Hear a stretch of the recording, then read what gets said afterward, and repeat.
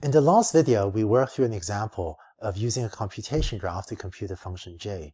Now, let's take a cleaned up version of that computation graph and show how you can use it to figure out derivative calculations for that function j. So here's our computation graph. Let's say you want to compute the derivative of j with respect to v. So what is that? Well, this says if we were to take this value of v and change it a little bit, how would the value of j change? Well, j is defined as 3 times v, and right now v is equal to 11. So if we were to bump up v by a little bit to 11.001, then j, which is 3v, so currently 33, will get bumped up to 33.003. So here we've increased v by 0.001, and the net result of that is that j goes up 3 times as much. So the derivative of j with respect to v is equal to 3, because the increase in j is 3 times the increase in v.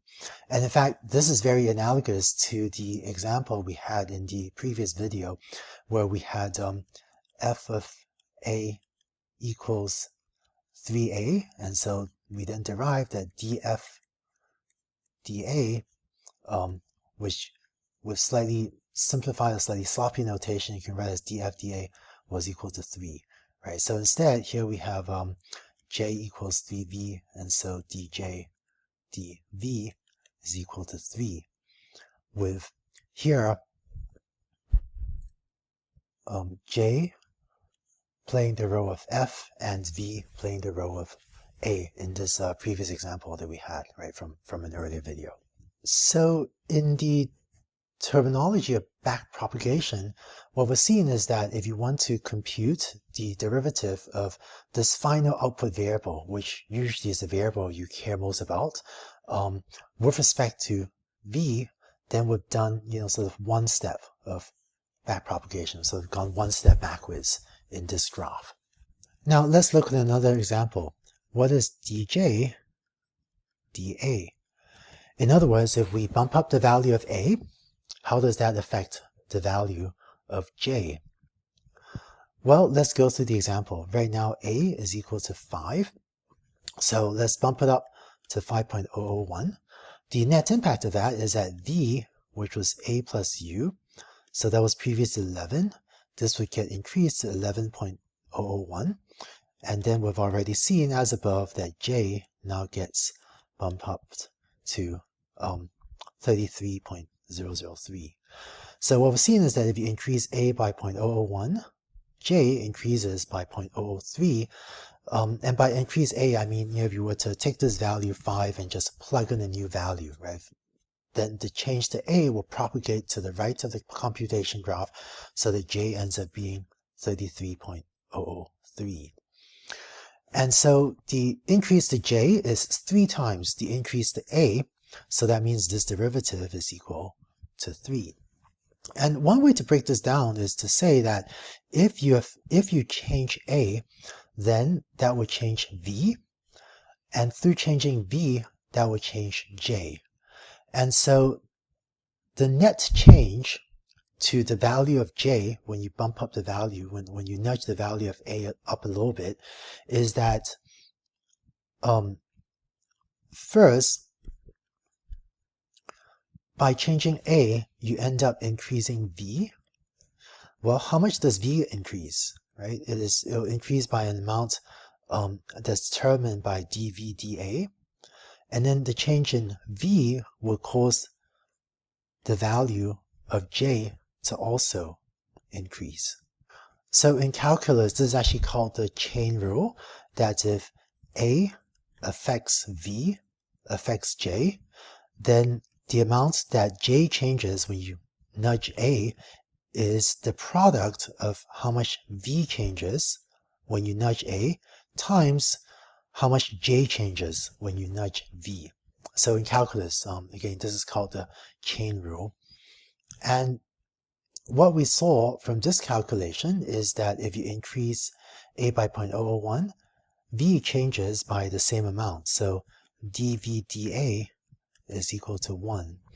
So in fact, if you plug in what we had worked out previously, dv dj is equal to 3, and dv dA is equal to 1. So the product of these 3 times 1, that actually gives you the correct value, that dj dA is equal to 3. So this little illustration shows how by having computed dj dv at its derivative with respect to this variable, it can then help you to compute dj dA. And so that's another step of this backward calculation. I just want to introduce one more new notational convention, which is that when you're writing code to implement backpropagation, there'll usually be some final output variable that you really care about, right? So final output variable that you really care about or that you want to optimize. And in this case, this final output variable is j, is really the last node in your computation graph.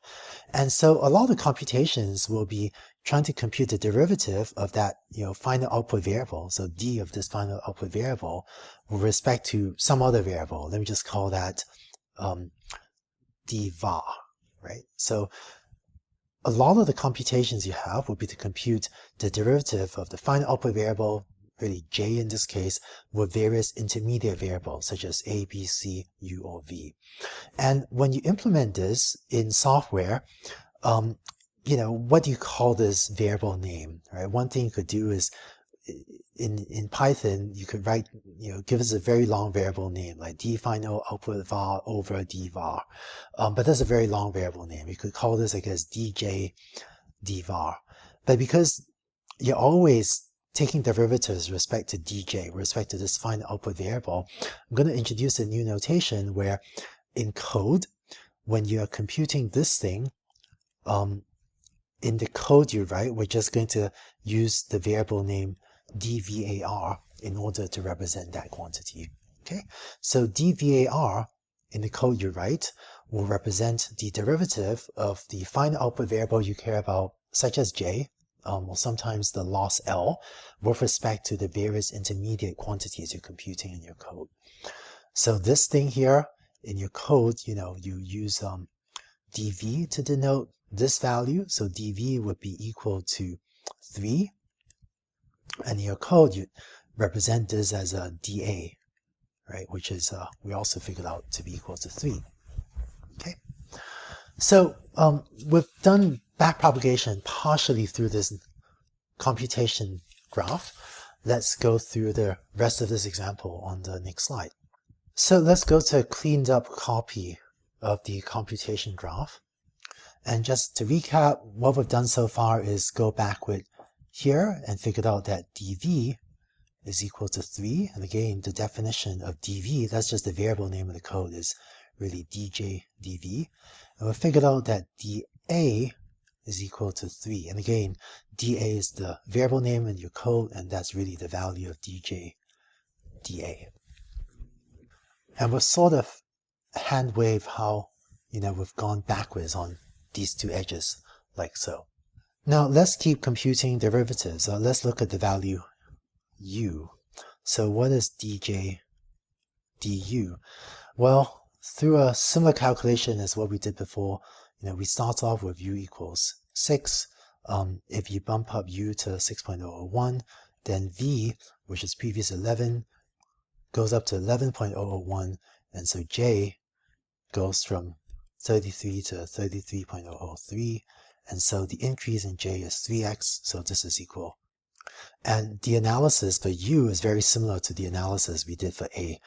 This is actually computed as dj dv times dv du, where this we had already figured out was 3, and this turns out to be equal to 1. So with kind of one more step of backpropagation, we end up computing that du is also equal to 3. And du is, of course, just this dj du. Now, we just stepped through one last example in detail. So what is dj db, right? So imagine if you are allowed to change the value of b and you want to tweak b a little bit in order to minimize or maximize the value of j, right? So what is the derivative, or what's the slope of this function j when you change the value of b a little bit? It turns out that using the chain rule for calculus, this can be written as the product of two things. It's dj du times du db.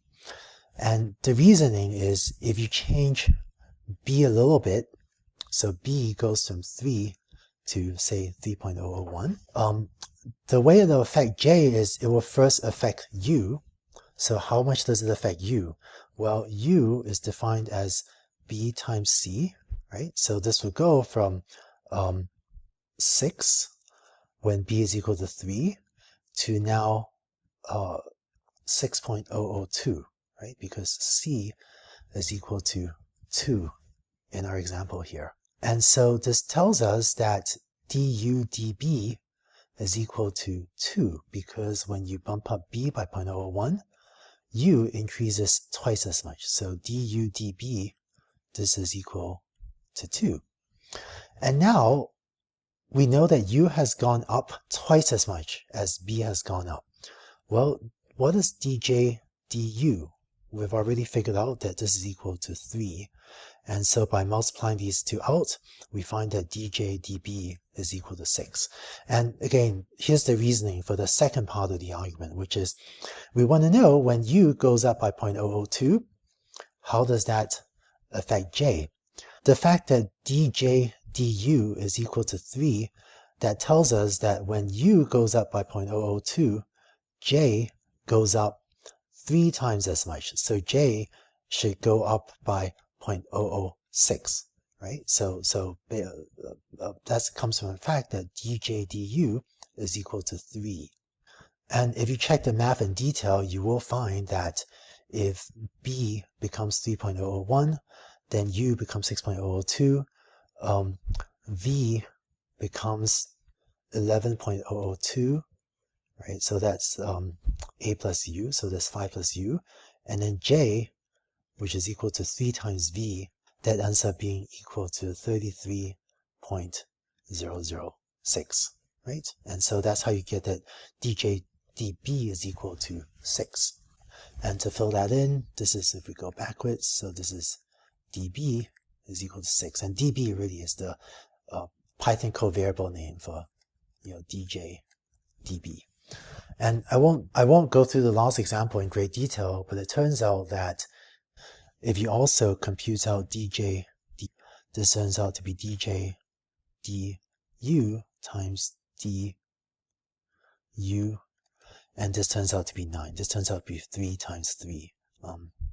I won't go through that example in detail, but so through this last step, it is possible to derive that dc is equal to. So the key takeaway from this video, from this example, is that when computing derivatives and computing all of these derivatives, the most efficient way to do so is through a right to left computation following the direction of the red arrows. And in particular, we'll first compute the derivative with respect to v, and then that becomes useful for computing the derivative with respect to a and the derivative with respect to u. And then the derivative with respect to u, for example, this term over here and this term over here, those in turn become useful for computing the derivative with respect to b and the derivative with respect to c. So that was a computation graph and how there's a forward or left to right calculation to compute the cost function such as j that you might want to optimize, and a backwards or a right to left calculation to compute derivatives. If you're not familiar with calculus or the chain rule, I know some of those details might have gone by really quickly, but if you didn't follow all the details, don't worry about it. In the next video, we'll go over this again in the context of logistic regression and show you exactly what you need to do in order to implement the computations you need to compute the derivatives for the logistic regression model.